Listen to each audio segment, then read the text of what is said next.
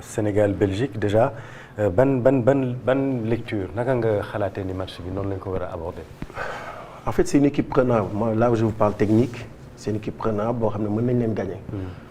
Belgique nag bon ñoom aussi dañoo nekk ci benn phase boo xam ne ñun ci phase boobu lañ nekk mais ñoom dañoo conscient ci phase bi ñun conscient wuñ ci phase bi mooy que ne ñun dañoo am football ay at la da ngay nekk ci benn état nekk xale di ko def boo demee ba benn instant. Gars yi dañu war a defaraat affaire yi c'est-à-dire que Belgique ñoom dañu am ay De Bruyne ay Lukaku tout ça mën naa wax ñoom ils gèrent mieux leurs anciens que ñun. ñun ñoo ngi ci nostalgie oui on a gagné telle personne Sénégal dafa bëri ay masla en fait. Au niveau amul loolu au niveau ça paye cash mais cash d'une vitesse boo xam mënoo comprendre. yow jour bi sax après rek tu mets mal à l'aise tes coéquipiers donc souvent c'est gars yi nekk ci kaw war a décider qui décide.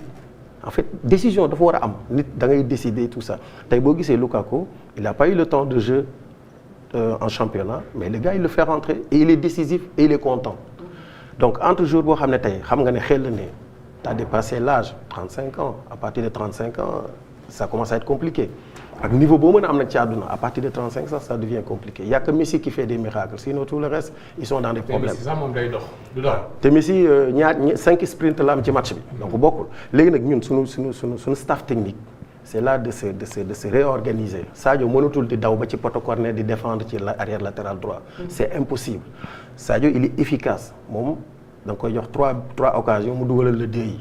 nañ ko mettre ci condition yoo xam ne day jege surface bi di dugal pour man noonu laa gisee léegi nag ñoom c'est une équipe boo xam ne ils sont redoutables en deuxième mi-temps il faut que gars yi xam loolu.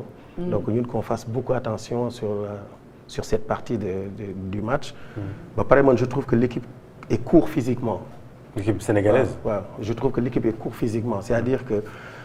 équipe bi day dem ngi bon ñun ñi football dañ koy gis da ngay dem ba benn yàgg nga gis ba benn instant nga gis ne équipe bi nekkatul équipe day amatul bloc te loolu physique rek a koy indi mooy que ne booy yi pour man je ne sais pas nag nekkuma ci biir mais li may gis daal vision de l'extérieur c'est ça ñoo neex quoi. non mën na bañ a nekk loolu non xam nga mën na nekk aussi préparation bi ñu waroon def lañ deful parce que je vous dis au niveau c'est ça se joue à ça en fait un truc très minime donc je ne sais pas nekkuma fa woon donc mënu ma leen wax mais li may gis nii daal mooy il faut qu'on gère mieux les anciens. mais wax ko rek dañoo ker fi mu nekk nii moom dañoo ker. gérer les anciens mais comment aborder le match c'est-à-dire je veux pas peut-être ñu wax ci schéma mais avec quelle organisation venir à bout de cette équipe belge qui est prenable comme ni nga ko waxee. non en fait booy li ñu war a def pour moi en fait bon tu sais entre techniciens ou entre. Il y a beaucoup de respect. Je peux pas aller vers le coach en lui disant que tu dois faire ça. Ouais. Il le sait, il vit avec les gars, il sait mieux que moi. Mais man li ma xam daal ci lu xam ne mën nañ ko mooy il faut que l'équipe revienne comme avant, c'est-à-dire beaucoup d'impact dans les duels. Il faut que beaucoup de duels parce que moi je trouve que Sénégal il joue des matchs sans même avoir un carton jaune. C'est léger en fait. Donc Coupe du Monde boo koy jouer tu y vas quoi. Tu y vas. Bon, je sais pas moo tax ma ne la il y a un problème physique parce que au niveau dafa boo yëpp mën football soo ko nit boo ko bàyyee muy xalaat jël temps comme li ñu def Odegaard il va nous massacrer mais le gars tu le rentres dedans quoi une fois deux fois il sait qu'aujourd'hui ça va pas donc loolu man laa gis lu ñu manqué te mooy l'argne africaine ci l'impact tout ça et c'est pour ça je dis que l'équipe est court physiquement quand une équipe est court physiquement da ngay gis duñu wóolante en fait mais quand on est physiquement au top on se fait confiance da ngay gis kenn dem ah non c'est bon y a Niakhaté qui va le gérer mais y a pas ça c'est frileux en fait.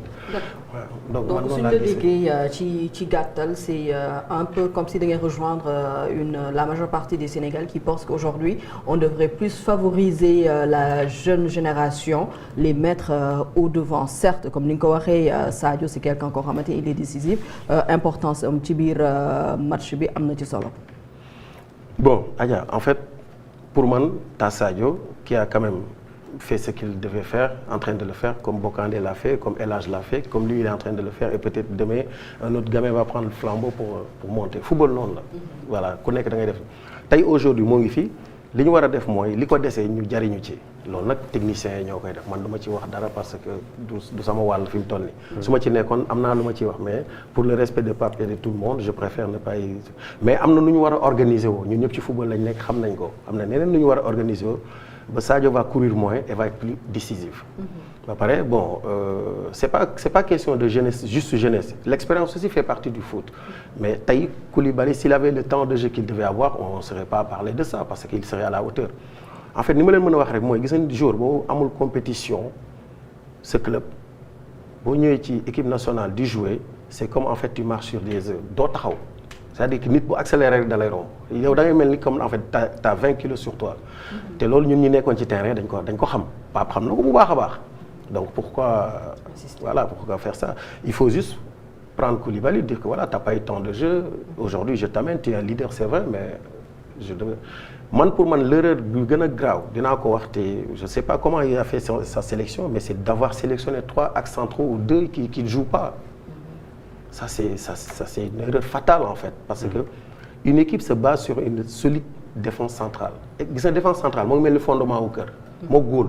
ñooy loolu ci équipe bu ñu taxawee rek lépp li ci des da nga koy compléter parce que li ci des yëpp question de positionnement la parce que soo gisee ñaari nit yi li tax ñëpp naan Koulibaly c'est parce que erreur yi foofu boo ko defee rek c'est fatal dañ bit la or que ne Sadio mën na perdre 10 ballons on voit même pas on va dire non benn ball lay dugal rek ñu tàcc ko ñun ñëpp donc Niakhaté ak Koulibaly ak góol bi ils ont vraiment le travail bi gën a metti ci football la ñu yor parce que benn erreur bu ndaw rek gars yi fàtt lépp li nga defoon donc c'est à part maintenant man je ne comprends pas ça j'ai pas compris pourquoi c'est vrai que le jeune Sarr c'est un futur tout ça malheureusement il était à Strasbourg en train de bien percer tout ça et puis entraîneur am di dem yóbbaale ko loolu mënuñu ko tere donc da ngay dem parce que Chelsea la nana malheureusement il a pas eu tant de jeu mais tu prends quelqu'un d'autre c'est un jeune il a 20 ans il va revenir il faut amener les joueurs yi nekk en forme à l'instant T loolu mooy football au niveau après il va revenir et il aura le temps de se refaire en fait il est déjà champion d'Afrique à 20 ans papaam sa nekk ko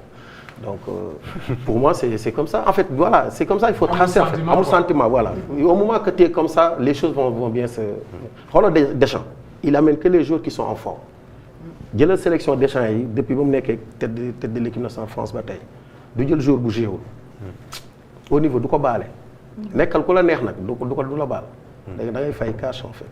mais logique boobu bu ñu ci demoon Adama il y a beaucoup de joueurs sénégalais yoo xam ne duñ ci bokk mais tu amènes les locaux. Ah ouais, oui, à ce niveau de la compétition. Oui, mais tu amènes les joueurs qui jouent. Parce que défenseurs centraux, c'est intéressant point de vue, parce qu'il y a Abdoulaye Seck, il y a Koulibaly, il y a Mamadou Sarr. Et comme nous l'avons dit, Mamadou Sarr, Koulibaly, Abdoulaye Seck, je ne sais pas s'il jouait, mais en tout cas, Sarr et Koulibaly, effectivement, il manquait de temps de jeu. Donc, là, pour eux, erreur là, quoi. Erreur fatale. C'est pour moi, mon top équipe bataille. Ouais. Mon top équipe. Parce que si tu as une petite sélection, tu prends un milieu de terrain pour le faire jouer derrière, ça veut dire que tu as avoué ton erreur quand même, tu vois. Parce que partie 6, il y a des fois le jouer de Chiginao.